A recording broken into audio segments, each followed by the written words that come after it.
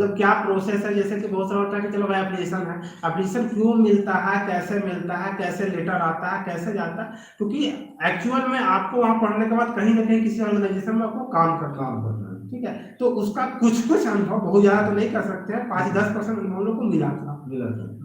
Basically आपको कहने का मतलब ये है कि बहुत सारे स्टूडेंट तो होते हैं यार छोड़ो एप्लीकेशन नहीं है तो सबका है, जब सबका होगा तो हो जाएगा, लेकिन आपको वहाँ पे एक ऑर्गेनाइजेशन कैसे काम करती है ये जानने का मौका मिला, हाँ सीखने का मौका मिला, जो कि पढ़ाई के अलावा ये आपको लगता है।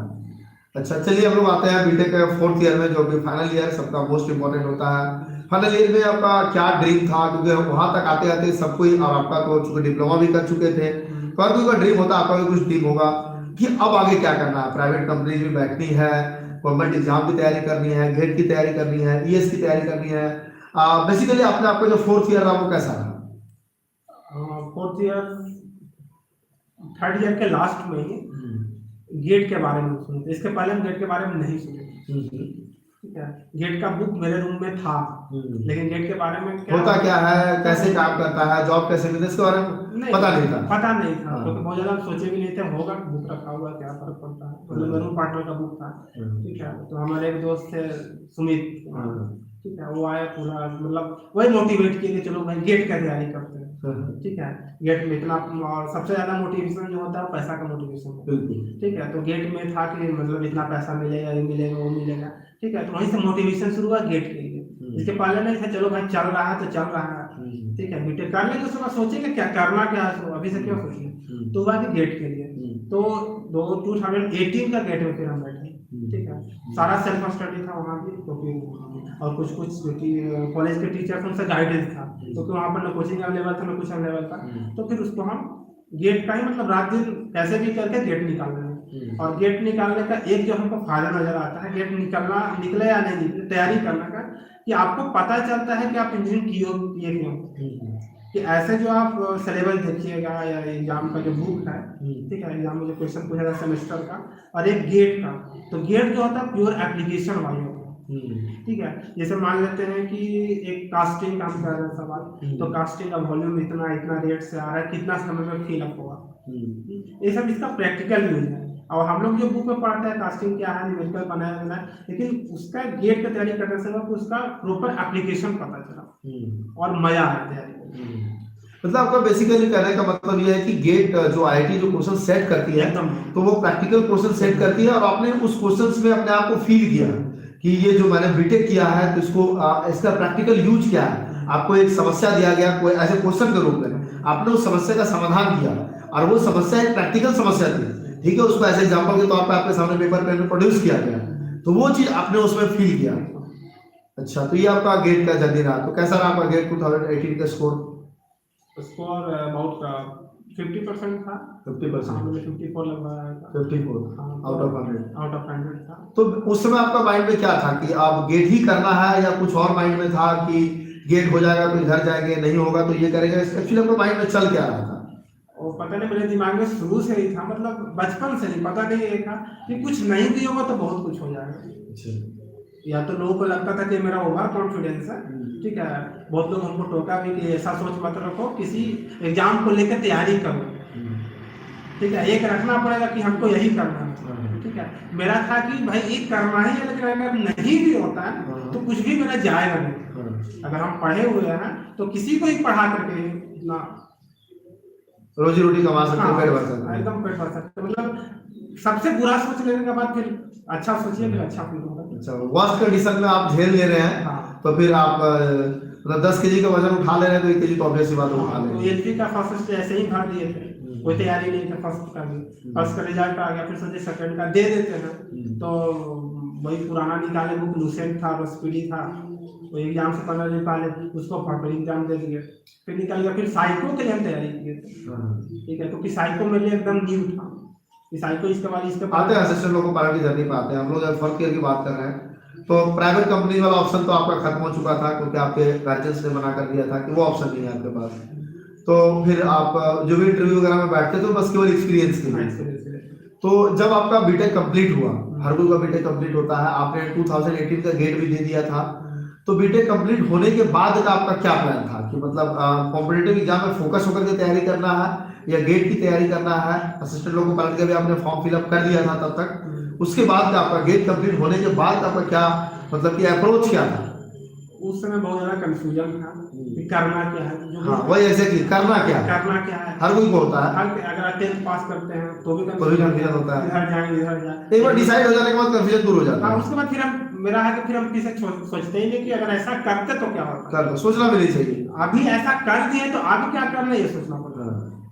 तो वो डिप्लोमा करने का बाद भी था, वही तीसरा बार फिर आया बीटेक करने के बाद अब करना क्या था, क्योंकि अब सब तरफ से निगाहें खोल रही थी कि अब करता क्या है और घर वाले से ज्यादा बगल वाले को या इलाका को समाज को ज्यादा टेंशन होता है, ठीक है।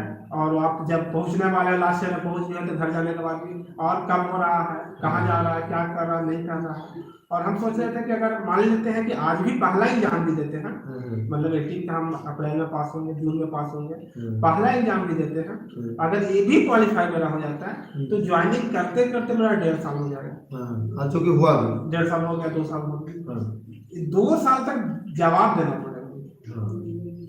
ये तो मतलब फैक्ट है, सच्चाई है। हाँ ठीक है, अगर पहला निकल जाता है तो इसका प्रोसेस चल रहा है, अगर नहीं निकलता तो और देना जवाब कि अगला एग्जाम आएगा तो भरेंगे तो निकलेगा,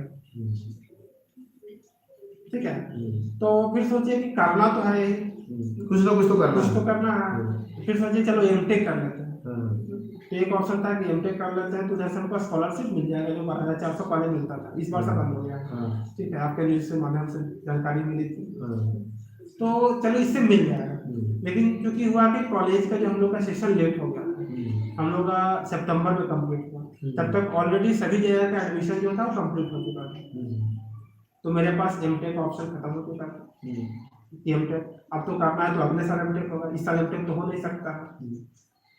फिर दूसरा ऑप्शन था कि गेट का तैयारी करना, तो गेट का तैयारी सेल्फ स्टडी फिर से शुरू कर दी।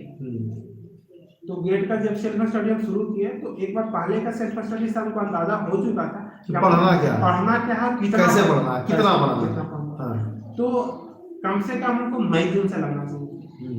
हम जो सितंबर अक्टूबर में शुरू कर रहे थे वो सिलेबस जनवरी तक कंप्लीट नहीं होता भी तो वही नंबर आता है जो पिछले बार, मतलब आप एमटेक कर सकते हैं, आपको पीएससी वगैरह नहीं मिल सकता था, ये फीलिंग आपको पहले आ चुका है। हाँ एकदम, हवा में बात करने से कोई फायदा नहीं, ये अपने बारे में आप जान रहे हैं। हाँ कितना आएगा कितना नहीं आएगा, ठीक है, क्योंकि एक गेट का हमको पॉजिटिव था अप्रोच उसका कि क्या पूछता है, मतलब बहुत सारा एग्जाम में होता है कि सिलेबस कुछ और है, कभी कुछ और पूछ देता है, लेकिन गेट का ये है कि जो सिलेबस एकदम वहीं से है, लेकिन सिलेबस ये इसकी खासियत है। हाँ इसी खासियत है, ठीक है, मतलब अगर आप प्रीवियस ईयर का क्वेश्चन भी सॉल्व कर लिया तो आप क्वालिफाई कर सकते हो मेरे हिसाब से, अगर अच्छे से मतलब आप बेसिकली कह रहे हैं not even a single question by IIT, फालतू क्वेश्चन वो पूछते ही नहीं, उनका हर एक क्वेश्चन इजी क्वेश्चन में पूछ रहे हैं, उसके पीछे एक मकसद है, क्योंकि उनको आपके 3 घंटे के उनको केयर करना है, तो उनको पता है कि कुछ क्वेश्चन टफ दे रहे हैं तो कुछ मुझे इजी भी देना पड़ेगा ताकि बैलेंस हो सके। बैलेंस हो जाए, मतलब